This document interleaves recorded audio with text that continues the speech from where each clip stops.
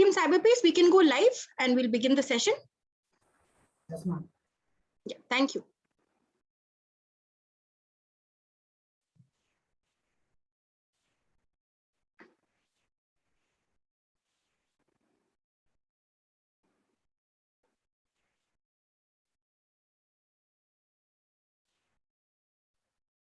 And we can start. We are live? Yes, ma'am. Great great good evening everybody. बहुत बहुत धन्यवाद आप सभी का जो आज जुड़े हैं हमारे साथ जूम प्लेटफॉर्म के थ्रू एंड यूट्यूब के थ्रू। आज हमारा नेक्स्ट वेबिनार हम कर रहे हैं साइबर पीस जागरूकता कैंपेन के अंडर, और आज का हमारा बहुत ही इंटरेस्टिंग टॉपिक है बेसिक्स ऑफ ऑनलाइन सेफ्टी। अब देखिए, ऑनलाइन सेफ्टी जैसा कि हम सारे सेशंस में बोले आ रहे हैं, ऐसा टॉपिक नहीं है जो हम एक दिन में मास्टरी करें। इसी वजह से हम कंटिन्यूअसली हर वीक मल्टीपल सेशंस कर रहे हैं, और आज के सेशन में काफी इंटरेस्टिंग चीजें हम डिस्कस करेंगे आपके साथ। कैसे आप अपने डेटा को बचा के रख सकते हैं, कैसे आप अपने अकाउंट्स को बचा के रख सकते हैं। लेकिन ये सब शुरू करने से पहले मैं रिक्वेस्ट करना चाहूंगी एसपी सर विकास जायसवाल सर को कि वो थोड़ा सा आपको ऑनलाइन सेफ्टी के बारे में आपका कॉन्टेक्स्ट सेट करें, थोड़ा रियल लाइफ केसेस के बारे में बताएं कि आजकल क्या माहौल है साइबर क्राइम के कॉन्टेक्स्ट में। एंड सर के बाद हम प्रेजेंटेशन को कंटिन्यू करेंगे। विकास सर, ओवर टू यू। जी धन्यवाद। आप सभी को पहले तो मेरा बहुत बहुत नमस्कार, और साइबर पीस फाउंडेशन की तरफ से मैडम जेनिस वर्गीस का भी बहुत बहुत धन्यवाद। इन्होंने पिछले भी कई सेशंस लिए हैं जो निश्चित तौर पे ही सभी के लिए बहुत लाभप्रद होते हैं। इसका पूरा कंटेक्स्ट जैसा कि आप सभी लोग अवगत हैं, एडीजी जोन आगरा सर के मार्गदर्शन में एक बहुत ही व्यापक अभियान साइबर सुरक्षा को लेकर ये चल रहा है। आप सभी लोग जान रहे हैं, छोटी उम्र का व्यक्ति हो या बड़ी उम्र का व्यक्ति हो, सभी लोग आजकल इंटरनेट यूज करते हैं, ऑनलाइन है। चाहे मोबाइल फोन हो, चाहे सोशल मीडिया हो, ऑनलाइन बैंकिंग हो, और जितना ज्यादा हम इस इंटरनेट की दुनिया से अपने आप को एक्सपोज कर रहे हैं, उतना ही ज्यादा हम वल्नरेबल भी हो रहे हैं कि जो ठग हमको अपने निजी जीवन में फिजिकल लाइफ में मिलते थे, वो सारे ठग अब साइबर ठग के रूप में लगातार एक्टिव रहते हैं। पूरे देश के कोने कोने से हर वक्त वो इसी प्रयास में रहते हैं कि कैसे आपकी साइबर सुरक्षा को वो भेदें और आपको वो नुकसान पहुंचाएं और आपसे कुछ पैसों की ठगी करें। जैसा कि अभियान चल रहा है, आप जान ही रहे हैं, एक बेसिक डिक्टम है कि जागरूकता या जानकारी ही बचाव है।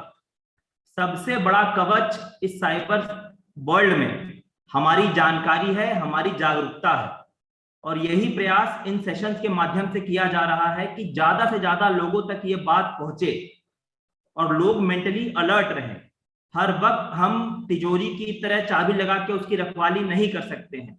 हम सभी लोग अपने निजी जीवन में व्यस्त हैं, कोई स्कूल में है, कोई अपना व्यवसाय कर रहा है, कोई नौकरी कर रहा है। किस वक्त एक फ्रॉड कॉल आ जाए, कोई ओटीपी आपसे पूछ ले और कब आपका सारा पैसा उड़ जाए। तो वो छोटी सी जो असावधानी होती है, उसी के लिए ये पूरा एक व्यापक कार्यक्रम हो रहा है, और तरह तरह से जो ये साइबर ठगी के प्रयास करते हैं आपको नुकसान पहुंचाने के, उसके बारे में आपको बताया जा रहा है। सभी से मेरा अनुरोध है कि इस मुहिम का, इस अभियान का ज्यादा से ज्यादा फायदा उठाएं। अपने जो परिवारीजन हैं, जो दोस्त हैं, उनको भी ये लिंक शेयर करें। ऑलरेडी यूट्यूब लिंक पे ये सारे वीडियोस पड़े हैं, और जितना ज्यादा से ज्यादा इस चीज की जागरूकता फैलेगी, हम ऐसा मानते हैं कि इसका लाभ सबको मिलेगा और पुलिस की जरूरत आपको उस क्षेत्र में कम पड़ेगी। और पुनः मैं बहुत बहुत धन्यवाद देता हूं साइबर पीस फाउंडेशन का, और आपको पुनः आमंत्रित करता हूं कि आप लोगों को सेशन में ये सारी जरूरी बातें बताएं ताकि लोग इससे लाभान्वित हो सके। Thank you. Thank you sir. एक चीज आपने बहुत सही बताई है कि जो ये सब कुछ शिफ्ट हो गया है, ऑफलाइन से अब सब कुछ ऑनलाइन शिफ्ट हो गया है। इनफैक्ट पिछले 1-1.5 साल में कोविड के वजह से हम सब भी ऑनलाइन अब जीने लगे हैं। Right from classes to shopping, सब कुछ ही हमारा ऑनलाइन शिफ्ट हो गया है। और फ्रेंड्स, ये बहुत जरूरी बन जाता है कि जैसे ही हमारे आसपास चीजें चेंज हो रही हैं, खुद को भी टाइम के साथ एजुकेट करना, खुद को अवेयर बनाना बहुत जरूरी बन जाता है। तो इसी इंटेंशन के साथ हमने इस कैंपेन को लॉन्च किया है। और बहुत क्विकली मैं अपने प्रेजेंटेशन पे स्किप करना चाहूंगी। तो जैसा मैंने बताया, बहुत सारी चीजें हैं जो हम सिखाने की कोशिश कर रहे हैं। तो आज थोड़े हम बेसिक फंडे आपको बता देंगे, ताकि एटलीस्ट क्रिमिनल अगर आपको फंसाने की कोशिश करे, क्रिमिनल अगर कोशिश करे आपको उल्लू बनाने की, तो आपको पता रहे भाई ये क्या तरीके यूज हो रहे हैं। जैसे ही ट्रैफिक के लिए रोड पे सेफ रहने के लिए ट्रैफिक रूल्स बनाए गए हैं, वैसे ही इंटरनेट पर सेफ रहने के लिए रिस्पॉन्सिबल ऑनलाइन बिहेवियर फॉलो करना बहुत जरूरी बन जाता है। तो क्या क्या हमारी तरफ से हम एक्सपेक्टेड है, क्या हम अपनी तरफ से फॉलो कर सकते हैं खुद को, अपने डेटा को, अपनी आइडेंटिटीज को सेफ रखने के लिए, इसकी बात करेंगे। एंड मोर इम्पोर्टेंटली, कभी अगर आपके साथ कोई साइबर अटैक या कोई कोशिश करे आपका डेटा चुराने की, तो कैसे आप उन रेड फ्लैग्स को आइडेंटिफाई कर सकते हैं, ये सब कुछ आज हम डिस्कस करेंगे। कोशिश करेंगे मिनिमम टाइम में आपको हम मैक्सिमम इंफॉर्मेशन दे पाए। कोई ऐसा टॉपिक अगर आज आ जाता है जो आपको नहीं समझ आ रहा है, मतलब कोई ऐसा हेवी वर्ड आ जाता है या कोई नया टर्म अगर आ जाता है, तो आप बिल्कुल अपने क्वेश्चंस जो है वो जो जूम के थ्रू जुड़े हैं, आप Q&A सेक्शन में अपने क्वेश्चंस पोस्ट कर सकते हैं। और जितने पार्टिसिपेंट्स हमारे साथ यूट्यूब के थ्रू जुड़े हैं, आप लाइव चैट में अपने कमेंट्स लीव कर सकते हैं। कोशिश करेंगे एडीजी जोन और साइबर पीस की टीम जो है, कोशिश करेंगे हम आज शाम या कल तक आपके सारे क्वेश्चंस का आंसर या तो लाइव हम सेशन में पोस्ट बता देंगे, या हम यूट्यूब के जो आपके कमेंट्स है उस पर हम रिस्पॉन्ड कर देंगे। तो वेरी क्विकली आज हमारा मेन टॉपिक क्या रहने वाला है, हम कुछ इंपॉर्टेंट चीजों की बात करेंगे, के बारे में बात करेंगे। सबसे पहले तो जी डेटा और डिजिटल फुटप्रिंट। आजकल ना डेटा की बड़ी बात हो रही है। अगर आप कभी भी अखबार खोलेंगे तो बड़ा बड़ा लिखा होता है कि डेटा चोरी हो गया जी, डेटा ब्रीच हो गया जी। अभी रिसेंटली आपने पढ़ा होगा डोमिनोज, हाँ, बहुतों की जिंदगी में खुशी लाने वाली कंपनी है डोमिनोज, इनका 13 टेराबाइट्स का डेटा चोरी हो गया। बिग बास्केट एक कंपनी है, ग्रोसरी डिलीवरिंग ऐप है, बिग बास्केट का डेटा चोरी हो गया। बहुत सारे कंपनीज जो है इनका डेटा ब्रीच हो जाता है। लेकिन एक कॉमन पर्सन, आप और मेरे लिए इसका मतलब क्या है? कोई अगर कहता है जी डेटा ब्रीच हो गया है, डेटा चोरी हो गई है, तो इसका मतलब क्या है? ये किस डेटा की बात हो रही है? और अगर डेटा कोई चोरी कर भी लेता है तो what is the problem? Data कोई अगर चुराता है तो कैसे इसको यूज करेगा, पहले हम ये डिस्कस करते हैं। तो सबसे पहली चीज भाई, ये डेटा जो है, ये इसके एग्जाम्पल्स क्या है? हम सबके डिवाइस जिंदगी में ये एक डिवाइस होता है मोबाइल, जो बहुत इंपॉर्टेंट है। मेरे लिए तो जी बहुत ही इंपॉर्टेंट है। 1 घंटा मोबाइल मेरे से दूर करो, मेरा मतलब एकदम ही कुछ नहीं कर पाती मैं, क्योंकि ना टेक्स्ट कर पा रहे हैं, ना किसी को कॉल पर कर पा रहे हैं, ना कोई टीवी शो देख पा रहे हैं। और आजकल इतनी सारी मूवीज आ रही है नेटफ्लिक्स, अमेजॉन प्राइम के बिना तो क्या ही लाइफ। तो ये जो डिवाइसेस है माय डियर फ्रेंड्स, ये डिवाइसेस में आप जितनी एप्स यूज करते हैं, या और ये जो डिवाइस खुद जो है, ये डेटा के ऊपर काम करता है। अगर डेटा नहीं है तो ये कोई टेक्नोलॉजी फंक्शन नहीं कर पाएगी। सो इन सिंपल वर्ड्स, ये डेटा क्या है? कोई भी इंफॉर्मेशन जिसका मीनिंग है, anything which has meaning, any information which has meaning, इसको हम जी डेटा कहते हैं। ठीक है जी। सबसे सिंपल एग्जांपल्स क्या है, स्क्रीन पर आप देख सकते हैं। डेटा मोस्ट कॉमनली पाया जाता है कॉन्टैक्ट्स के रूप में। हमारे फोन में कितने सारे कॉन्टैक्ट्स होते हैं, दोस्तों के, रिलेटिव्स के, कितने सारे लोगों के नंबर होते हैं, ये सब डेटा होता है। मैसेजेस होते हैं हमारे मोबाइल में, एक तो एसएमएस हो गया, जो एसएमएस आपको आते हैं, आपको आपके फ्रेंड्स या फैमिली मेंबर्स भेज रहे हो, चाहे बैंक से आपको ओटीपी आ रहा हो, चाहे वो व्हाट्सएप पर हो। मैसेजेस ढेर सारे होते हैं, फोटोज वीडियोज होते हैं, आपके जितने अकाउंट्स होते हैं, वो जितने भी प्लेटफॉर्म पर हो, इन सारे अकाउंट्स का जो यूजर नेम पासवर्ड है, वो हम में से बहुत लोग अपने डिवाइसेस में स्टोर करते हैं। तो ये जो पासवर्ड्स और लॉगिन डिटेल्स जो होता है, ये भी हमारे डिवाइसेस में होता है।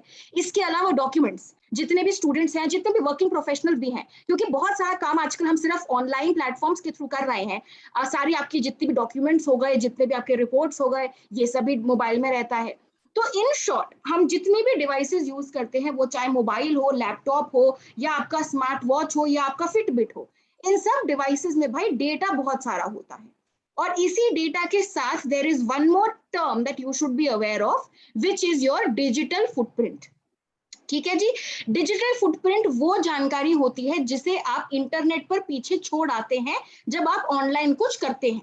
ठीक है जी। बड़ा सिंपल सा मैं एक एग्जांपल आपको जरा फटाफट दिखा देती हूँ, फिर अपन आगे बढ़ेंगे। मान लो आपने आज पहली बार सुना साइबर पीस फाउंडेशन के बारे में। ठीक है, नहीं पता कौन है, क्या करते हैं, क्यों सेशन ले रहे हैं, नहीं आपको पता है, तो आप क्या करेंगे? टिपिकली कभी कोई नया वर्ड अगर हम सुनते हैं या कोई नई जानकारी अगर हमें पता चलती है, तो अपन उसको गूगल करते हैं, अपन सर्च करते हैं उसके बारे में और इंफॉर्मेशन निकालने की कोशिश करते हैं। तो आइए जरा फटाफट अपन सर्च कर लेते हैं कि भाई ये साइबर पीस फाउंडेशन जो है ये क्या है। तो मैंने गूगल पे टाइप किया साइबर पीस फाउंडेशन, और गूगल के पास जितनी जानकारी है इस ऑर्गेनाइजेशन के बारे में या इन वर्ड्स से रिलेटेड, सारी जानकारी सामने मेरे स्क्रीन पर आ गई है। ठीक है जी। तो अब मैं आपको ये क्यों दिखा रही हूँ, क्योंकि ये सिंपल गूगल सर्च करने से भी आपका जो डिजिटल फुटप्रिंट है वो क्रिएट हो रहा है। कैसे? पहला डिजिटल फुटप्रिंट, जब मैंने ये कीवर्ड्स टाइप किए गूगल पे, तो गूगल भाई साहब ने स्टोर कर ली ये इंफॉर्मेशन कि 4:11 पर 18 सितंबर को दिल्ली में बैठे इस लैपटॉप से साइबर पीस फाउंडेशन सर्च किया गया था।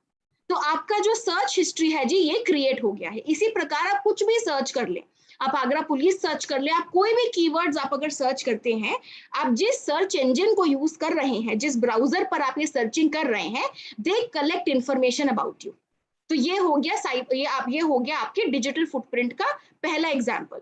दूसरा है, मान लो मैंने ये वेबसाइट को विजिट किया, मैंने खोल ली साइबर पीस फाउंडेशन की वेबसाइट, इस वेबसाइट ने भी मेरे बारे में थोड़ी सी जानकारी कलेक्ट करी है।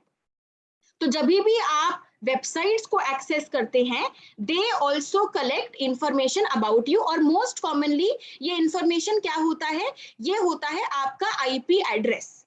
एक बहुत ही बढ़िया वेबसाइट है whatismyip.com। अगर आप इसे विजिट करेंगे तो इस पॉइंट ऑफ टाइम पर आपका डिवाइस जो इंटरनेट से कनेक्टेड है उसका क्या आईपी एड्रेस है ये आपको लिख के दिखाई देगा। ठीक है जी। तो मैंने अभी ट्राई किया है, थोड़ा टाइम लगता है, 2-3 मिनट लगते हैं ये दिखने में, बट 2-3 मिनट में यहाँ पर मेरा आईपी एड्रेस जो है वो लिखकर आ जाएगा। आईपी एड्रेस क्या है फ्रेंड्स? आईपी एड्रेस एक कॉम्बिनेशन होता है 4 नंबर्स का, और हर नंबर रेंज करता है 0 से 255 के बीच। अभी आईपी नंबर का चक्कर क्यों पड़ रहा है, हम आईपी एड्रेस की क्यों बात कर रहे हैं? आईपी एड्रेस की बात हम इसलिए कर रहे हैं क्योंकि जितने भी डिवाइसेस इंटरनेट से कनेक्टेड होते हैं, इन सबको आइडेंटिफाई करने के लिए और इन सब पर ट्रैक रखने के लिए एक आईपी एड्रेस असाइन किया जाता है। ठीक है जी। तो दिल्ली में रिलायंस जियो इन्फोकॉम का जो कनेक्शन है ये यूज करने वाला एक सिस्टम है जिसका आईपी एड्रेस है 49.36.182.37, और ये है मेरे लैपटॉप का आईपी एड्रेस। वैसे ही आप अभी जहां बैठे हैं, आप भी अगर इस वेबसाइट को विजिट करें whatismyip.com, आपको भी पता चल जाएगा आपका आईपी एड्रेस क्या है। तो वापस आ जाते हैं डिजिटल फुटप्रिंट के डिस्कशन पे। आपने जब इस वेबसाइट को विजिट किया, इस वेबसाइट ने भी आपके बारे में ये इंफॉर्मेशन जो है वो कलेक्ट किया कि किस डिवाइस ने किस समय किस आईपी एड्रेस से हमें एक्सेस किया। ये बेसिकली कलेक्ट क्यों किया जाता है? ताकि कंपनीज को पता रहे कि लोग कितना उनकी वेबसाइट को विजिट कर रहे हैं, और अगर मान लो कम विजिट आ रहे हैं तो उस हिसाब से वो अपनी वेबसाइट को बेटर करेंगे। तो ये सर्विसेज को इंप्रूव करने का तरीका होता है। तो ये हो गया जी फुटप्रिंट का दूसरा एग्जाम्पल। पहला क्या था, आपने जब गूगल पे सर्च किया तो ये जो भी आप ब्राउजर यूज करते हैं आपका सर्च हिस्ट्री वहां कलेक्ट हो रहा है। दूसरा, जिस वेबसाइट को आप विजिट करते हैं वो वेबसाइट आपका आईपी एड्रेस और आपकी डिटेल्स थोड़ा बहुत कलेक्ट करते हैं। तीसरा, आपका जो इंटरनेट सर्विस प्रोवाइडर है, यानी मेरा इंटरनेट कनेक्शन किसका है, मैं जियो वाईफाई मेरा लगा हुआ है घर पे, तो जियो का कनेक्शन है मेरा। इसी तरह आपका जो भी इंटरनेट कनेक्शन है, जिस कंपनी का आपने सर्विस लिया हुआ है, वो कंपनी भी आपकी इंटरनेट एक्टिविटीज को काफी हद तक ट्रैक करती है। पर्सनल इंफॉर्मेशन उनको नहीं पता है, मतलब अगर आप फेसबुक चला रहे हैं, अगर आप व्हाट्सएप चला रहे हैं, तो व्हाट्सएप के अंदर क्या हो रहा है, फेसबुक के अंदर क्या हो रहा है, ये सब नहीं कोई कलेक्ट करता। लेकिन द फैक्ट दैट आपने फेसबुक चलाया या आप इतनी देर व्हाट्सएप पर थे, ये जो इंफॉर्मेशन है, आप कौन सी सर्विसेज ले रहे हैं उनके कनेक्शन के थ्रू, ये इंफॉर्मेशन सर्विस प्रोवाइडर के पास होता है। तो simply connecting to the internet results in digital footprint being created. और मैं आपको फुटप्रिंट के बारे में इतनी लंबी चौड़ी कहानी दोस्तों इसलिए सुना रही हूँ क्योंकि जो डिजिटल फुटप्रिंट होता है ना, अगर अपन केयरफुल नहीं है तो ये हमारे अगेंस्ट भी यूज किया जा सकता है। Digital footprint basically is information, मतलब इस इंफॉर्मेशन का भी मीनिंग होता है, तो इसकी वैल्यू है। एक सिंपल से एग्जांपल देती हूँ। जब फेसबुक पहली बार इंडिया में आया था, जब पॉपुलैरिटी गेन करने लगा था, तब तो ऐसा हाल था कि जितने यूजर्स उस टाइम थे फेसबुक पे, वो सब कुछ अपने बारे में जो है वो फेसबुक पर पोस्ट करते रहते थे। क्या खाया, क्या पिया, कब क्या गया, बाहर गए, बाहर क्या करके, किससे मिल रहे हैं, ये सारी चीजें लोग जो है अपने बारे में इंटरनेट तो नहीं, फेसबुक पर पोस्ट करते रहते थे ना। इसमें कुछ गलत नहीं है, आप अगर सोशल मीडिया पे अपने बारे में पोस्ट कर रहे हैं, इसमें कुछ गलत नहीं है। लेकिन प्रॉब्लम ये है कि लोग ये सारी जानकारी जो है, जो भी पोस्ट डाल रहे थे, इस सबको पब्लिकली डाल रहे थे, और ये फ्रेंड्स रिस्की है। मान लो आप छुट्टी पे गए हैं कहीं, मान लो आप गए हैं गोवा, आप गोवा के बीचेस पे एंजॉय कर रहे हैं मस्त अपने फैमिली मेंबर्स और फ्रेंड्स के साथ, और आपने एक फोटो खींचकर डाल दी फेसबुक पर। ठीक है जी, बहुत ही नॉर्मल चीज है, हम में से बहुत लोग ये करते हैं। इनफैक्ट मैं तो जितनी बार छुट्टियों पे गई हूँ, छुट्टियों को एंजॉय कम में लेकिन फोटो ज्यादा डालती हूँ फेसबुक इंस्टाग्राम वगैरह पे। तो मान लो मैंने एक फोटो खींच लिया, आप जहाँ पे गए हैं आपने फोटो खींच के आपने डाल दिया फेसबुक पर, ठीक है, और आपने मस्त एक कैप्शन डाल दिया कि हम एंजॉय कर रहे हैं, समुंदर का जो पानी है बड़ा अच्छा लग रहा है, बड़े मजे आ रहे हैं, सनसेट बड़ा सुंदर है, काफी अच्छा लग रहा है। आपने मान लो ऐसा कोई अच्छा सा एक स्टेटस भी डाल दिया, एक फोटो के साथ एक कैप्शन भी डाल दिया। अब प्रॉब्लम क्या है, जितने लोग इस फोटो को देख सकते हैं उन सबको पता चल गया है कि आप इस समय अपने घर पे नहीं, आप गोवा के बीच पे एंजॉय कर रहे हैं। मतलब घर आपका खाली है, घर में घुसने का और लूटने का अच्छा मौका है।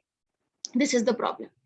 फेसबुक पर या इंस्टाग्राम पर या अपनी कोई भी इंफॉर्मेशन, अपने फोटोज वगैरह शेयर करना कुछ गलत नहीं है, लेकिन अगर आप अपनी सारी इंफॉर्मेशन या कुछ भी इंफॉर्मेशन अगर आप पब्लिकली डाल देते हैं तो उसका आपके अगेंस्ट दुरुपयोग किया जा सकता है।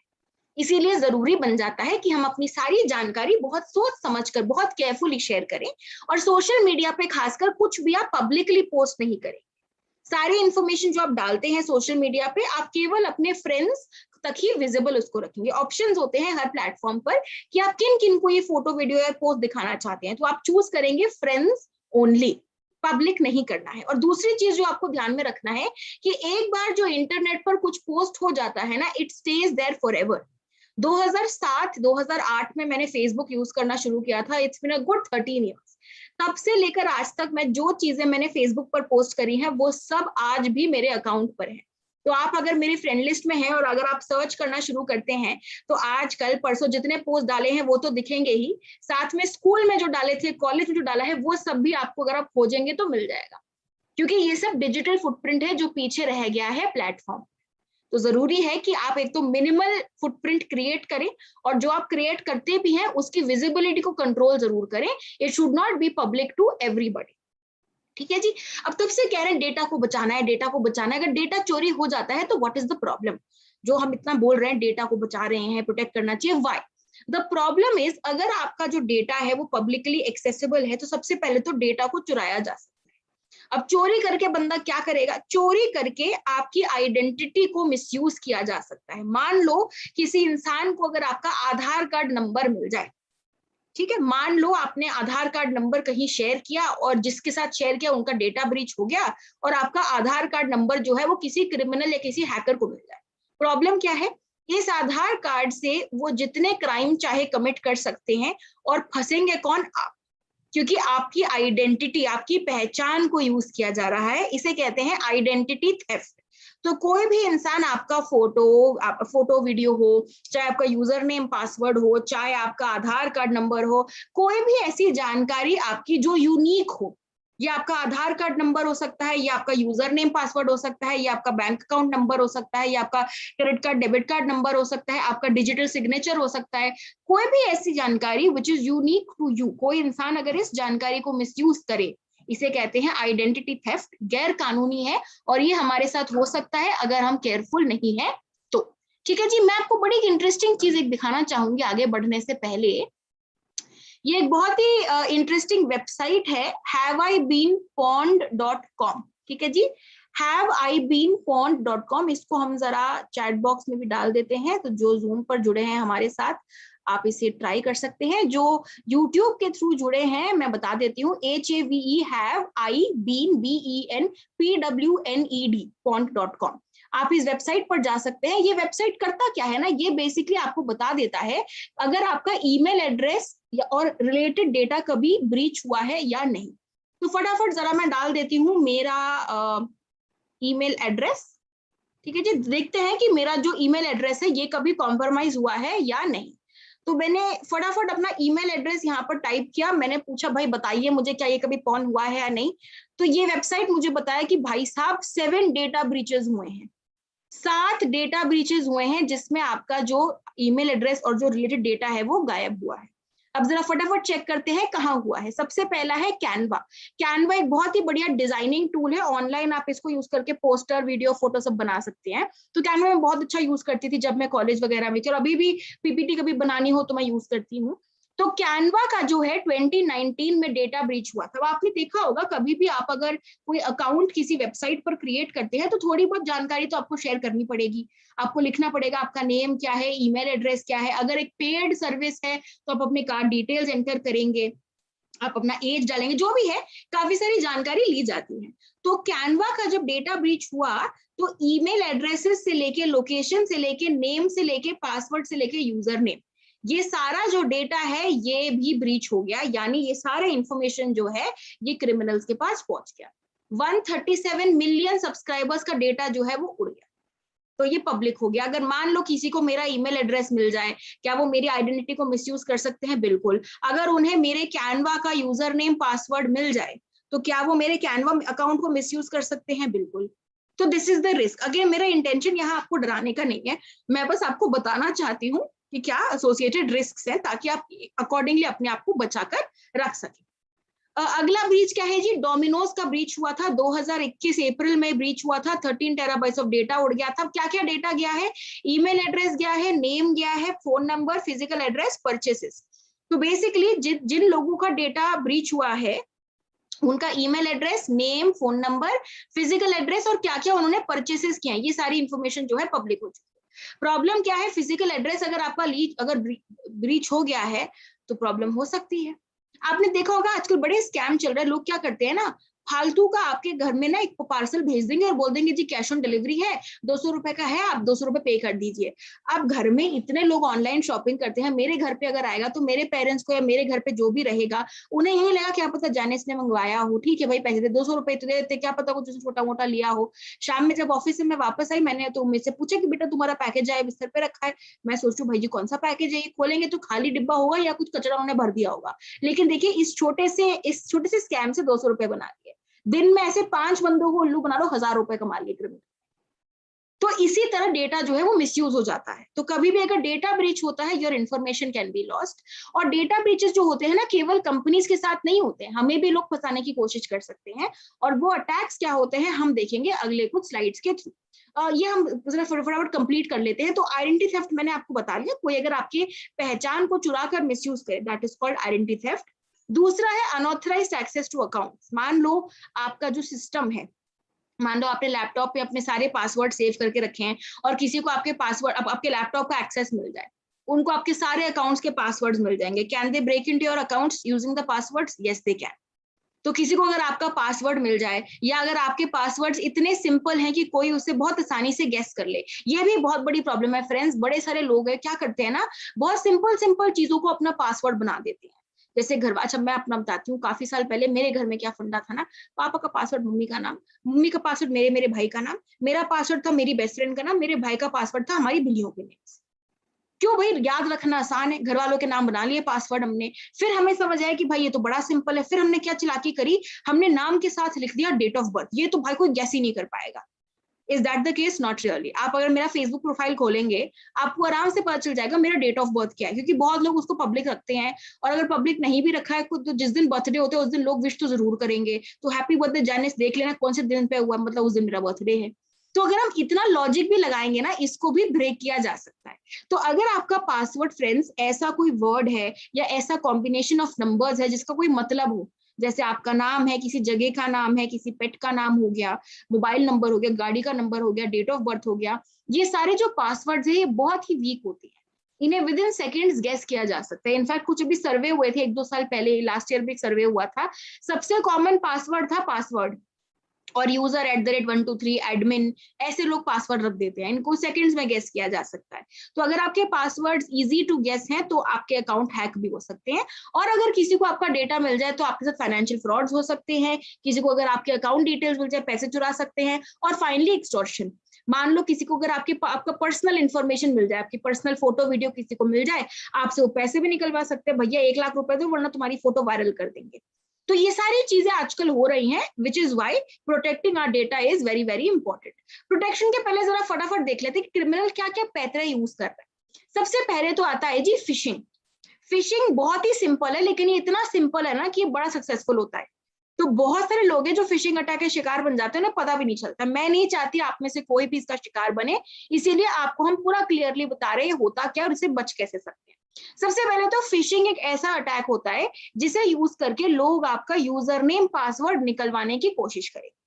ठीक है जी। अब ये जो आप स्क्रीन पर देख रहे हैं ये एक एक्चुअल चैट है जो मैंने अपनी फ्रेंड के साथ किया था लास्ट ईयर। तो लास्ट ईयर वैलेंटाइंस डे के दिन मुझे एक मैसेज आया मेरी फ्रेंड का, बहुत अच्छी फ्रेंड है मेरी, इन्होंने मुझे मैसेज किया फेसबुक मैसेंजर पर। इन्होंने बोला जैनिस देखो आज वैलेंटाइंस डे है तो एक सिंगिंग कंपटीशन में मैं पार्टिसिपेट कर रही हूँ, तो तुम प्लीज मेरे गाने के लिए जरा वोट करना, ये मेरे गाने का वीडियो है, तुम इसके लिए प्लीज वोट करना। मैंने कहा ठीक है कोई दिक्कत नहीं, बहुत अच्छा गाती हो तुम, आई होप यू विन। मैंने कहा ठीक है। मैंने इस लिंक पर दबाया, अब जरा मैं आपको दिखाती हूँ लिंक को दबाने पर क्या हुआ। ये लिंक था, इसको क्लिक किया मैंने, क्लिक करते ही ये एक फेसबुक का पेज खुलाया। अब 90% पीपल विल थिंक भाई क्या दिक्कत है, फेसबुक का पेज है, लॉग इन करो, क्या पता फिर वीडियो खुल जाए। प्रॉब्लम ये है फ्रेंड्स, आप इस स्क्रीन को जो देख रहे हैं ना, ये एक्चुअल फेसबुक का पेज नहीं है, it's a fake Facebook page. किसी ने नकली पेज बनाया है ताकि वो आपको उल्लू बनाए, आपको ट्रिक करे और आप अपना यूजर नेम पासवर्ड यहाँ एंटर करते। कैसे आइडेंटिफाई करें ये तो मैंने बोल दिया नकली है, लेकिन आइडेंटिफाई कैसे करेंगे? आपने कुछ नहीं करना है, आपने सिर्फ ऊपर देखना है यूआरएल को। हर वेबसाइट का ऊपर लिंक होता है, आपने ऊपर लिंक को ध्यान से देखना, ध्यान से देखिए, यहाँ लिखा है mamdo.twitevents.org। फेसबुक वर्ड कहीं नहीं लिखा है, तो मतलब ये फेक पेज है। आपने ऊपर सिर्फ वेबसाइट को चेक करना है, जो लिंक होता है। हर चीज में ये काम आता है, ये स्कैम से बचने में काम आता है, ये फेक न्यूज से बचने में काम आता है, क्योंकि लोग ना किसी भी वेबसाइट के नाम से पेज बना सकते हैं लेकिन यूआरएल वो सेम यूज नहीं कर सकते। जो facebook.com जो यूआरएल है ये सिर्फ फेसबुक यूज कर सकते हैं और कोई यूज नहीं कर सकता। तो यूआरएल कितनी भी कोशिश कर लो डुप्लीकेट यूआरएल नहीं बन पाएगी, इसीलिए आप इसको चेक करेंगे। अब मैं जरा आपको फटाफट फेसबुक का जो लॉगिन पेज है वो भी जरा मैं आपको साथ ही साथ खोल के दिखा दूं। एक second, let me just share my screen once again। एक सेकेंड, कहाँ है ये राजी। ठीक है, मान लो मुझे फेसबुक पे लॉगिन करना है, मैंने सर्च किया फेसबुक स्पेस लॉगिन, ये मैंने इस पर दबाया, देखिए लॉगिन करें, यूजर नेम पासवर्ड का आ गया है। ऊपर यूआरएल को देखिए, सिंपल सुंदर facebook.com। तो फेसबुक का जो लॉगिन पेज है वो बड़ा सिंपल सा facebook.com है और कुछ नहीं है। तो यहाँ जो इतनी लंबी चौड़ी जो आप एक यूआरएल जो देख रहे थे ना, ये mamdo.twitevents, ये सब बकवास है, ये सब आपको ट्रिक करने के तरीके हैं। तो कोई भी इंसान आपको कोई भी लिंक भेजे, जस्ट बिकॉज लिंक आया है does not mean you open it, does not mean you enter your details. तो जब मैंने इस लिंक को ओपन किया, मुझे क्योंकि फॉर्चुनेटली मुझे अवेयरनेस थी इन चीजों के बारे में, मैंने अपनी फ्रेंड को फोन करके बोला, मैंने कहा तुम मेरे को उल्लू बना रही हो, तुम्हें क्या लगता है मुझे पता नहीं है फिशिंग अटैक क्या होता है? तो शी सरप्राइज, कहती जानिस तुम क्या बोल रही हो, क्या ये फिशिंग लगा रखा है तुमने? तब मुझे समझ आया कि मेरी फ्रेंड को तो पता भी नहीं है कोई उनके अकाउंट को मिसयूज करता है। तो किसी ने उनके साथ ये सेम चीज कोशिश करी, किसी ने उनको भी लिंक भेजा होगा, लिंक को रियल समझ के उन्होंने भी क्लिक किया होगा। मेरी फ्रेंड ने अपने यूजर नेम पासवर्ड को एंटर किया, लिटरली एक थाली में उन्होंने अपना लॉगिन क्रेडेंशियल्स क्रिमिनल के हाथ थमा दिया, क्रिमिनल ने उनके अकाउंट को एक्सेस किया और अब वो मुझे उल्लू बनाने की कोशिश कर रहे हैं। और अगर मान लो मैंने अगर ये एंटर किया होता अपनी डिटेल्स को इस वेब पेज पे, तो मेरा अकाउंट भी उनको मिल जाता, फिर मेरे अकाउंट से वो और लोगों को फंसाने की कोशिश करते। तो this is how it works. एक बंदे का अकाउंट मिल जाए, फिर उस अकाउंट से वो दुनिया भर के सारे अकाउंट्स को कॉम्प्रोमाइज करने की कोशिश करते हैं। तो सबसे पहले तो आपको ऐसे लिंक से थोड़ा सा बच के रहना है। कोई जानकार भी अगर आपको लिंक भेजे, वो फोटो के नाम पे हो, वीडियो के नाम पे हो, किसी की भी नाम पे हो, आपने पहले कंफर्म करना है लिंक जेन्युइन है या नहीं। किसी भी कंपनी का नाम क्यों ना आपको वेबसाइट पर दिख जाए, आप ऊपर चेक करेंगे यूआरएल को, केवल जो नीचे रंग बिरंगे जो शब्द लिखे हैं, जो लोगो लगे हैं, इसको देखकर बिलीव नहीं करना है। ऊपर यूआरएल को चेक करेंगे, वहां से आपको पक्का आइडिया लग जाएगा जेन्युइन है या नहीं। एडिशनली गूगल क्रोम और बाकी ब्राउजर्स ना आजकल आपको वार्निंग्स भी देंगे। तो अभी अगर आप ऐसी फिशिंग लिंक को खोलने की कोशिश करेंगे तो इमीडिएटली वार्निंग आ जाएगी कि भाई साहब ये जो लिंक है ना, ये हमें तो डिसेप्टिव लग रहा है, बाकी आप देखो। तो ऐसी वार्निंग अगर आपको कोई दिखाई दे रही है तो इस लिंक को इमीडिएटली बंद कर दे, देयर इज अ प्रॉब्लम। और जिसने आपको लिंक भेजा है उनको फोन करके उनसे बात जरूर कर ले। पॉसिबल है उनका अकाउंट कॉम्प्रोमाइज हो गया हो और उन्हें खुद नहीं पता है, पॉसिबल है उन्हें खुद नहीं पता होगा कोई उनके अकाउंट को मिसयूज कर रहा है। तो आप अपनी तरफ से कोशिश करेंगे कि आप उनको भी अलर्ट कर दे, उनको भी आप वार्न कर दे। ठीक है जी। तो पहला तो हो गया फिशिंग। अब फिशिंग का ही एक जुड़वा भाई है जिसका नाम है वॉइस फिशिंग या विशिंग। ये क्या होता है, लोग आपको फोन करके फोन के थ्रू, कॉल के थ्रू आपका इंफॉर्मेशन निकलवाने की कोशिश करेंगे। सबसे कॉमनली क्या होता है, केबीसी स्कैम। लोग केबीसी के नाम से फोन करके बोलते हैं हाँ सर आप जीत गए हैं 25 लाख रुपए। ठीक है, आपने कुछ नहीं करना है, आपको चेक की फोटो भी दे देंगे, आपको डिपॉजिट स्लिप का भी ये फोटो भेज देंगे और बोल देंगे आप बस हमें अकाउंट नंबर दे दीजिए, अभी बस फटाफट हम अमाउंट आपका ट्रांसफर कर रहे हैं। पहले बैंक डिटेल्स मांगेंगे, धीरे धीरे आपसे यूपीआई आईडी यूपीआई पिन भी निकलवा लेंगे और आपके अकाउंट में जितने पैसे हैं वो खाली कर देंगे, 2 रुपए भी नहीं देंगे आपको। ठीक है जी, तो फोन करके कोई भी कितनी भी कोई भी कैसी भी कहानी आपको सुना दे, आपने बिलीव नहीं करना है, आपने सोचना है बहुत ही लॉजिकली। सबसे पहले तो जी ये जो केबीसी वाले जो है ना, ये केवल टीवी शो कराते हैं, ये लॉटरी कराते ही नहीं है, पहली चीज। दूसरी चीज, जब तक आपने लॉटरी में अप्लाई ही नहीं किया तब तक कैसे आपको प्राइज मिल रहा है? जब आपने पार्टिसिपेट ही नहीं किया है तो हवा में तो नहीं प्राइज मिल रहा है, तो रैंडमली आपको कोई क्यों फोन कर रहा है? आपने तो नहीं पार्टिसिपेट किया। ठीक है जी, और ये ना बड़ी बड़ी कंपनीज का नाम लेते हैं। अभी एक महीने पहले ही हमने एक रिपोर्ट निकाली थी, एक इन्वेस्टिगेशन करी थी हमने इंटरनली, हमारी टीम ने। ये मारुति सुजुकी के नाम से बड़ा अच्छा स्कैम चल रहा था। मारुति सुजुकी का नाम ले लिया और बोला कि अपनी 25वीं सालगिरह मना रहे हैं, 30वीं सालगिरह मना रहे हैं, फ्री में गाड़ियां दे रहे हैं लोग, लकी ड्रॉ हो रहा है, फ्री में गाड़ी दे रहे हैं, तो लिंक पे दबाइए, डिटेल्स एंटर कीजिए, लकी ड्रॉ में अगर आप जीत गए आपको गाड़ी मिलेगी। और इस लिंक के चक्कर में बहुत लोगों ने सारा अपना डेटा जो है वो लिंक में एंटर कर दिया। थोड़ा सा आपको केयरफुल रहना है, ठीक है? इतने अच्छे अच्छे स्कीम ना दुनिया में कोई नहीं चलाता है। फ्री में गाड़ी, फ्री में लैपटॉप, फ्री में मोबाइल, ये नहीं, ये इम्पॉसिबल, ये मोस्टली स्कैम्स ही होते हैं। ठीक है जी, तो किसी भी कंपनी के नाम से फोन आपको क्यों ना आ जाए, जब तक आपको ऑफिशियल कम्युनिकेशन नहीं मिलता है, जब तक आपको ऑफिशियली मेल के थ्रू कम्युनिकेशन नहीं आता। मेल में भी जस्ट बिकॉज ईमेल आया, ये नहीं कि मैडम ने बोला ईमेल में आया तो विश्वास कर लो।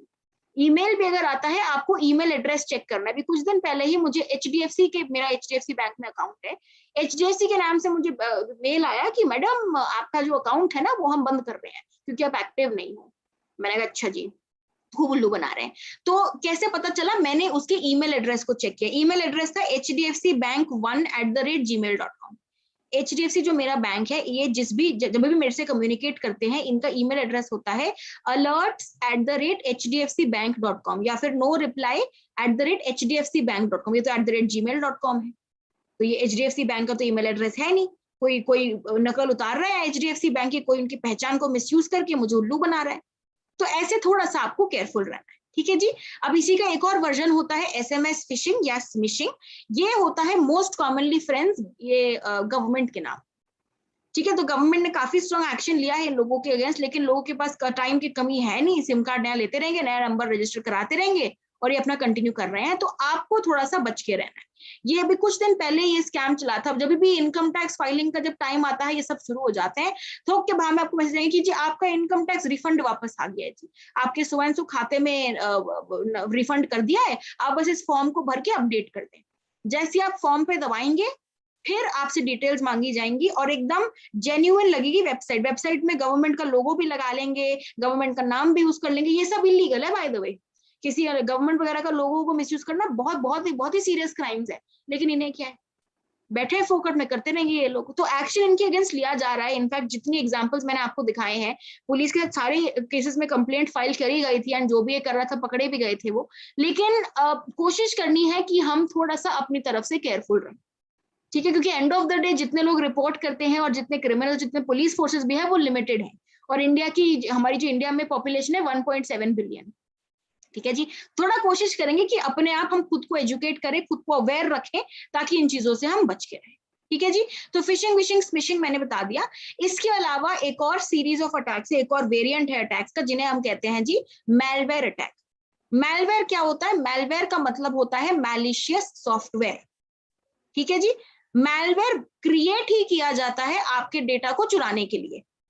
मैलवेयर क्रिएट किया जाता है इस इंटेंशन से कि वो आपके डिवाइस में इंस्टॉल हो जाए और डेटा को चुरा ले, या आपके मोबाइल या जो भी डिवाइस है उसके हार्डवेयर का एक्सेस ले ले, छुप के आपको रिकॉर्ड करे। इन सब चीजों के लिए मैलवेयर को क्रिएट किया जाता है, ठीक है जी।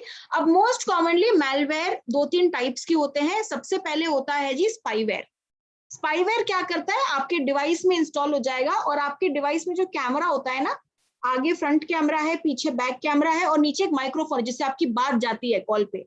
तो ये जो आपका मोबाइल हार्डवेयर होता है ना, स्पाईवेयर जो है इस हार्डवेयर का एक्सेस ले लेता है और फिर आपको छुप के रिकॉर्ड करेगा। तो इसी से मोस्ट केसेस में फोटो वीडियो जो है, प्राइवेट फोटो वीडियो स्पाईवेयर के थ्रू ही रिकॉर्ड की जाती है। तो ये हो गया स्पाईवेयर। स्पाईवेयर का एक और वेरिएंट है जिसका नाम है की लॉगर। की लॉगर बड़ा इंटरेस्टिंग है। की लॉगर क्या करता है ना, की लॉगर आपके डिवाइस में जो कीबोर्ड होता है ना, जितने भी हम स्मार्टफोन वाले हैं, स्मार्टफोन में एक वर्चुअल कीबोर्ड होता है, तो जो की लॉगर होता है ना, की लॉगर इस कीबोर्ड के साथ चिपक जाएगा और आप जो भी टाइप कर रहे हैं, आप जो भी चीजें टाइप कर रहे हैं, की लॉगर उस सबको रिकॉर्ड करता है। तो मान लो अगर मैं किसी को मैसेज कर रही हूँ तो जो मैं टाइप कर रही हूँ की लॉगर उसको रिकॉर्ड कर लेगा। अगर मैं कोई पेमेंट कर रही हूँ तो कार्ड डिटेल्स और पिन रिकॉर्ड कर लेगा। तो की लॉगर जी काफी डेंजरस चीज है। और इसका एक दूसरा, तो स्पाईवेयर एक कैटेगरी हो गया, दूसरा कैटेगरी है रैंसमवेयर का।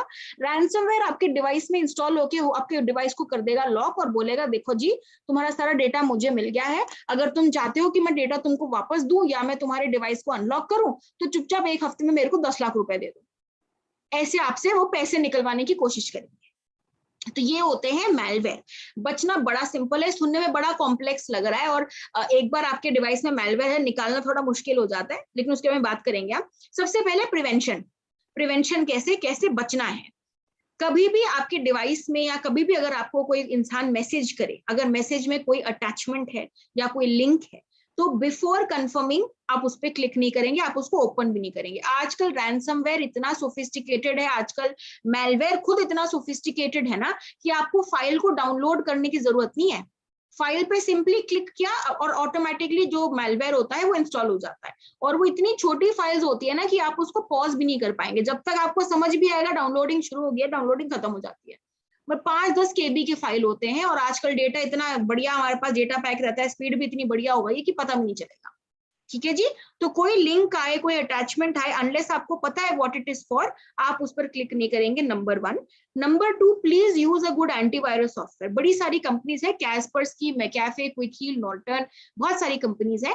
इनमें से किसी भी एक कंपनी का जो एंटीवायरस जो सॉफ्टवेयर होता है उसको आप इंस्टॉल करें। फ्री के पीछे ना भाई, कोई भी अच्छा एंटीवायरस फ्री का नहीं आता, सारे पेड है। ईयरली एनुअल सब्सक्रिप्शन देना होता है, तो काफी आजकल अफोर्डेबल हो गए हैं, 500-600 रुपए का होता है सालाना, आप उसको इंस्टॉल कर सकते हैं। और अगर आप फैमिली में सबको बचाकर रखना चाहते हैं तो पूरे फैमिली के लिए फैमिली पैक्स भी आते हैं। ठीक है जी। तो एक साथ आप 6-7 डिवाइसेस को भी प्रोटेक्ट कर सकते हैं। तो प्लीज आप अच्छा एंटी मैलवेयर यूज करेंगे और बहुत सोच समझकर क्लिक करेंगे, थिंक बिफोर यू क्लिक। ठीक है जी। और मान लो अगर आपके डिवाइस में आ जाता है, मान लो आपके डिवाइस में अगर मैलवेयर आ जाए, तो मैलवेयर रिमूवल टूल्स आते हैं। जैसे एंटीवायरस सॉफ्टवेयर होता है वैसे एंटी मैलवेयर सॉफ्टवेयर होता है। आप इन्हें यूज करके अपने डिवाइस को आप रिस्टोर भी कर सकते हैं, अपने डेटा को आप बचा भी सकते हैं। ठीक है जी। तो ये हो गया, हमने मैलवेयर की बात कर ली। फाइनली फटाफट जरा हम टिप्स की बात कर ले, क्या क्या इंपॉर्टेंट टिप्स है जो आपको ध्यान में रखने हैं। सबसे पहले तो जी, जहां तक आपके डेटा को बचाने की बात है, please do not share anything which can be used against you. Right from your passwords, username, password, to your contact details, to your financial details, to your location, to your photos and videos. कोई भी ऐसी information जिसका आपके against use किया जा सकता है ना शेयर करे, वो कोई भी क्यों ना, बॉयफ्रेंड हो, गर्लफ्रेंड हो, पार्टनर हो, पति हो, पत्नी हो, कोई भी ऐसी जानकारी जो आपके अगेंस्ट यूज किया जा सके उसको ना शेयर करें। प्यार दोस्ती एक तरफ, आपकी सिक्योरिटी एक तरफ। ठीक है जी। बहुत लोग सोचते हैं कि जी ये है जी, बहुत भरोसा करते हैं, हम कोई भरोसा नहीं तोड़ेंगे। जितने लोगों ने हमारे पास कंप्लेंट करी ना, भरोसा करके डेटा शेयर किया होता है और फिर हाथ से पूरा मामला जो है हाथ से निकल जाता है। तो मैं ये नहीं कह रही कि लोग बुरे हैं, लोग अच्छे हैं, लेकिन किसी को मौका ही नहीं देना है कि वो आपके अगेंस्ट आपके डेटा को मिसयूज कर सके। ठीक है जी। दूसरा, control the audience of your post. Share करने में कोई दिक्कत नहीं है, सोशल मीडिया को यूज करें। आई थिंक सोशल मीडिया एक बहुत ही बढ़िया टूल है। इनफैक्ट इन पिछले 1-1.5 साल में हम सब बहुत, हमारी लाइफ चेंज हो गई है, लेकिन आज भी हम अपने दोस्तों के साथ, अपनी फैमिली के साथ हम कनेक्टेड हैं। क्यों? Because of social media. तो I think social media is amazing, लेकिन बहुत सोच समझ के शेयर करना है। कोई भी जानकारी पब्लिकली नहीं शेयर करनी है, सब कुछ आप केवल फ्रेंड्स तक ही विजिबल रखें। और प्लीज कॉन्स्टेंटली चेक करते रहें कि आपके प्लेटफॉर्म पे क्या क्या सेटिंग्स एक्टिवेटेड हैं। फेसबुक हो, व्हाट्सएप हो, इंस्टाग्राम हो, ट्विटर हो, लिंक्डइन हो, स्नैपचैट हो, जितने आप प्लेटफॉर्म यूज करते हैं ना, रेगुलरली चेक करते रहना, क्योंकि ना ये फ्रीक्वेंटली नई नई सेटिंग्स आती हैं। अभी व्हाट्सएप पर एक नया फीचर आया कुछ महीने पहले ही कि रैंडमली कोई भी आपको व्हाट्सएप ग्रुप में नहीं ऐड कर सकता। आप चूज कर सकते हैं कि आप किन किन के साथ ग्रुप्स में ऐड होना चाहते हैं। एक ऑप्शन होता है आपको कोई ग्रुप में ऐड नहीं कर सकता, मतलब कोई भी अगर आपको व्हाट्सएप ग्रुप में डालना चाहे तो वो आपको इन्विटेशन भेजेंगे, इन्विटेशन को एक्सेप्ट करने से ही आप उस ग्रुप में ऐड होंगे। दूसरा ऑप्शन है कॉन्टैक्ट्स ओनली, जिनके नंबर आपके फोन में सेव्ड है केवल वही आपको ग्रुप में डाल सकते हैं। तो और तीसरा होता है एवरीवन, तो जितने बंदे व्हाट्सएप चलाते हैं उनमें से कोई भी आपको ग्रुप में डाल सकता है। तो ऐसे अलग अलग नए नए फीचर्स आते रहते हैं जिनसे आप खुद को और सुरक्षित और सेफ रख सकते हैं। ठीक है जी। तो चेक करते रहेंगे और be very careful of the permissions that you are granting. बड़ी सारी एप्स होती है दुनिया जहां सारी परमिशन मांग लेती है, जस्ट बिकॉज परमिशन मांगी जा रही है डज नॉट मीन आप उसको ग्रांट करें। आपने सोचना है क्या एप्लीकेशन को इस परमिशन की जरूरत है फंक्शनिंग के लिए, आपने ये सोचना है। जैसे व्हाट्सएप बोलता है मुझे लोकेशन चाहिए, क्यों? क्योंकि व्हाट्सएप के अंदर एक फीचर होता है लोकेशन शेयरिंग का। अगर व्हाट्सएप को लोकेशन का एक्सेस नहीं दोगे, वो लोकेशन अंदर से शेयर ही नहीं कर पाएगा। व्हाट्सएप बोलता है मुझे माइक्रोफोन का एक्सेस चाहिए, क्यों जी? आप जब वॉइस नोट भेजते हो, आप जब ऑडियो वॉइस कॉल करते हो, जब वीडियो कॉल करते हो, तो आवाज तो माइक्रोफोन के थ्रू ही जाएगा ना। अगर व्हाट्सएप के पास माइक्रोफोन एक्सेस करने का परमिशन नहीं है तो वो कोई वॉइस नोट रिकॉर्ड ही नहीं कर पाएगा, कॉल जा ही नहीं पाएगी। तो लॉजिकली आपने ऐसे सोचना है, सिर्फ वो परमिशन जो कि ऐप के फंक्शनिंग के लिए अनिवार्य है, केवल आप वही परमिशन देंगे, सारी परमिशन आपने नहीं देनी है। ठीक है जी। अब मान लो अगर आप सारी परमिशंस दे चुके हैं ना, तो आप अपनी मोबाइल सेटिंग्स में जाएं। मोबाइल सेटिंग्स में एक ऑप्शन होता है परमिशंस का, ठीक है। मैं फटाफट जरा मैं सर्च करके आपको दिखा दूं। मोबाइल सेटिंग्स में आप सर्च करेंगे परमिशंस और देखिए जी पूरी लिस्ट आ जाती है, सारी परमिशंस जो आपने दे रखी हैं किन किन ऐप्स को पूरा लिख कर आ जाएगा। जरा फटाफट देख लेते हैं। मेरे डिवाइस में कैलेंडर है, ये कैमरा देखते हैं, कैमरा का देखिए 17 आउट ऑफ 57 ऐप्स। तो 57 ऐप्स ने कैमरा का परमिशन मांगा, मैंने केवल 17 को अलाउ किया। आगे देखिए लोकेशन, लोकेशन का क्या है 24 आउट ऑफ 62।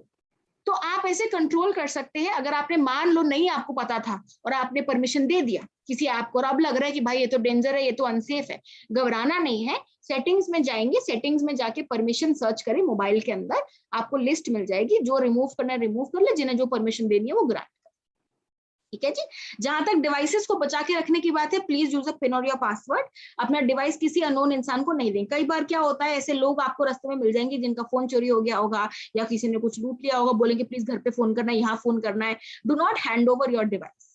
मैं समझती हूँ कि किसी का भला करना चाहिए, लेकिन अपना जो फिजिकल जो डिवाइस है ना, उसको फिजिकली हैंड ओवर नहीं करना है। आप लाउड स्पीकर पे रखें, आप उनसे पूछे किसको फोन करना, नंबर बताइए, आप नंबर उनसे ले लें, आप खुद डायल करके कॉल करके लाउड स्पीकर पे लगा ले, फोन को नहीं देना है। क्योंकि फोन अगर आप उनको पकड़ा देंगे, पहला रिस्क तो ये कि फोन लेके भाग जाएंगे, पहला रिस्क। दूसरा और मोर इंपॉर्टेंट क्या है, रिस्क ये है कि क्या पता आपके फोन में कुछ इंस्टॉल कर लें, कोई छोटा सा फाइल है कहीं से कुछ इंस्टॉल कर लिया और आपके फोन पे वो नजर रखने लग गए, पॉसिबिलिटीज है। तो मैं ये नहीं कह रही कि दूसरों का भला करना बंद करें, कर लें, लेकिन बहुत ही सोच समझ कि आजकल ना कुछ नहीं कह सकते हैं। आजकल क्राइम इतना ज्यादा बढ़ गया है ना कि हमें मौका देना ही नहीं अपनी तरफ से किसी को कि वो हमें उल्लू बना सके या हमें किसी भी तरीके से फंसा सके। ठीक है जी। तो ये हो गई सारी बातें डेटा डिजिटल फुटप्रिंट के बारे में। आज का लास्ट टॉपिक है डिजिटल वेलबींग। अब बहुत डेटा की बात कर ली, बहुत हमने ऑनलाइन सेफ्टी की बात कर ली। ऑनलाइन सेफ्टी का ही एक बहुत इंपॉर्टेंट कॉम्पोनेंट है जी डिजिटल वेलनेस।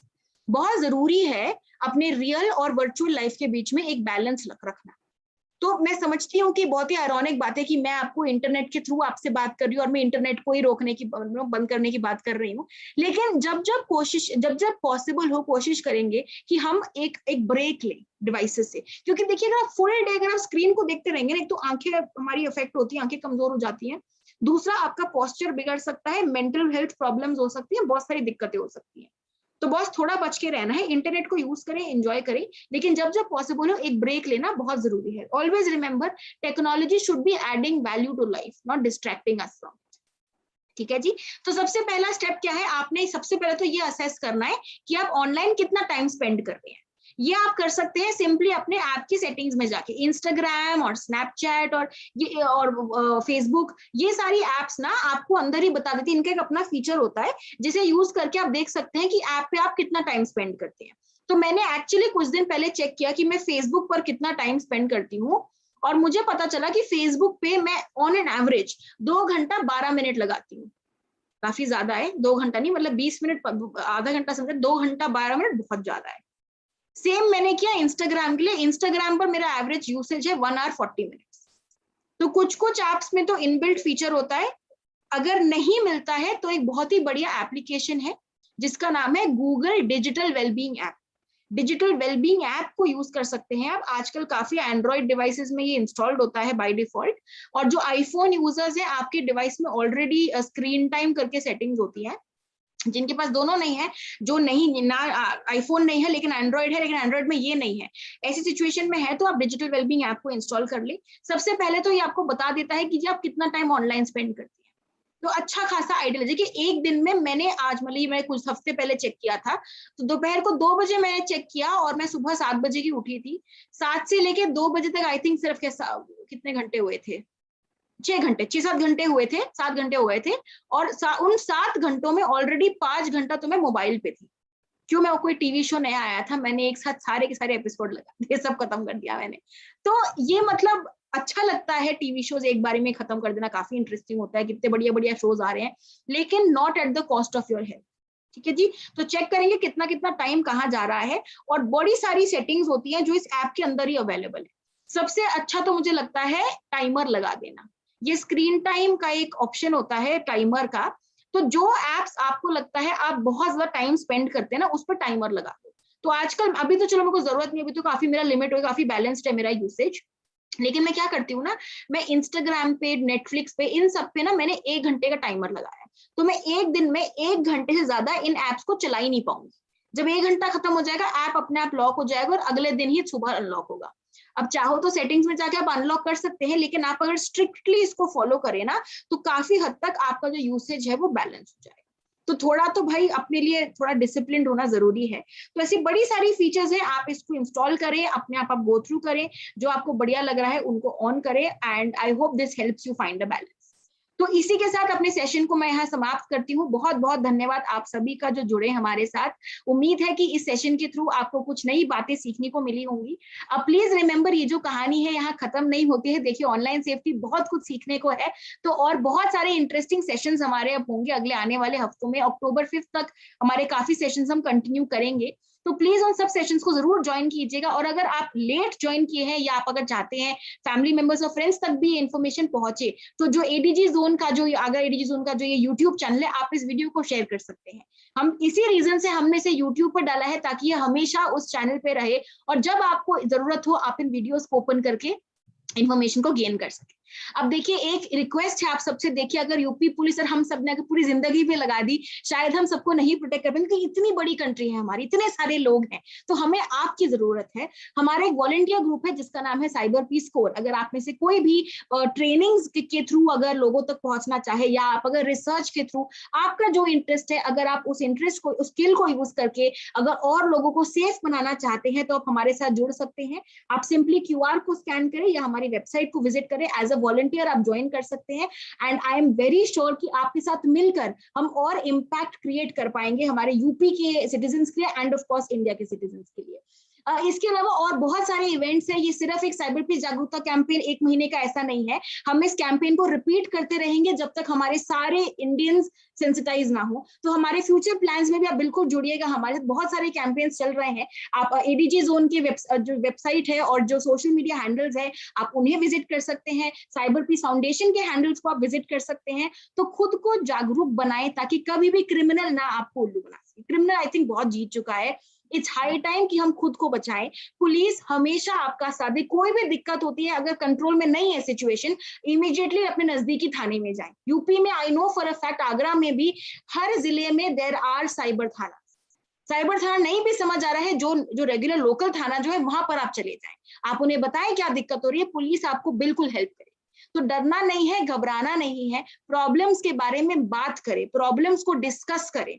अगर आप अपनी प्रॉब्लम बाहर बताते हैं, तो आपके एक कंप्लेंट की वजह से आगे 50 बंदों को आप प्रोटेक्ट कर रहे हैं, क्योंकि वो क्रिमिनल और किसी को उल्लू नहीं बना पाएगा। तो कोशिश करेंगे कि हम अपने आप को सेफ रखें, और अपने रिस्पॉन्सिबल बिहेवियर के थ्रू दूसरों को भी सेफ रखें। कोई सवाल अगर आपके हैं, तो अगले 10 मिनट में आप Q&A सेक्शन के थ्रू पूछ सकते हैं। और अगर कोई पर्सनल प्रॉब्लम है जो कि आप पब्लिकली नहीं डिस्कस करना चाहते, तो आप हमारे इस हेल्पलाइन नंबर को नोट कर सकते हैं। हम व्हाट्सएप पर ये हेल्पलाइन चलाते हैं, Monday to Saturday 10 to 6 PM आप हमें रीच आउट कर सकते हैं। कोई अगर प्रॉब्लम आ रही है, कहीं पे बात फंस रही है, कोई भी दिक्कत आ रही है, we work very closely with the Agra police. अब हमें बताएं क्या प्रॉब्लम आ रही है, साथ मिलकर आपकी प्रॉब्लम को सॉल्व करने की हम जरूर कोशिश करें। तो बहुत बहुत धन्यवाद आप सभी का। Vineet sir, over to you for the closing remarks. Thank you so much ma'am. मुझे पूरा यकीन है कि आपने जो बातें बताई हैं ये सभी लोगों को बहुत मदद करेंगी, और लगभग सभी एस्पेक्ट्स आपने मोटा मोटी कवर कर लिए हैं, जिस तरह से साइबर ठग उसमें प्रयास करते हैं। मैं बस एक आध अनुभव फील्ड के अपने लोगों के साथ साझा करना चाहूंगा। जैसे मैम ने काफी विस्तार में आप लोगों को बताया डेटा सिक्योरिटी के बारे में कि हमारा डेटा चोरी हो सकता है या चोरी कई बार हो जाता है, इसके बारे में हमें जानकारी भी नहीं होती। अब जिन लोगों को इसका अनुभव नहीं होगा, हो सकता है वो समझ ना पा रहे हो कि ये डेटा कितना महत्वपूर्ण है हमारे लिए। मैं इसके पहले नोएडा में भी मेरी पोस्टिंग रही और तमाम लोग वहां इस तरह की चीजों के शिकार होते थे। यहाँ हाथरस में भी ऐसे केसेस आए हैं। एक मैं एग्जांपल दूंगा, जैसे अभी मैम ने बताया, आप मानिए किसी ऑनलाइन शॉपिंग की वेबसाइट पे गए, आपने वहां कोई चीज की खरीदारी की, आपने ऑनलाइन शॉपिंग वेबसाइट से जूते खरीदे या कपड़े खरीदे या किसी भी इस तरह की चीज का इस्तेमाल किया।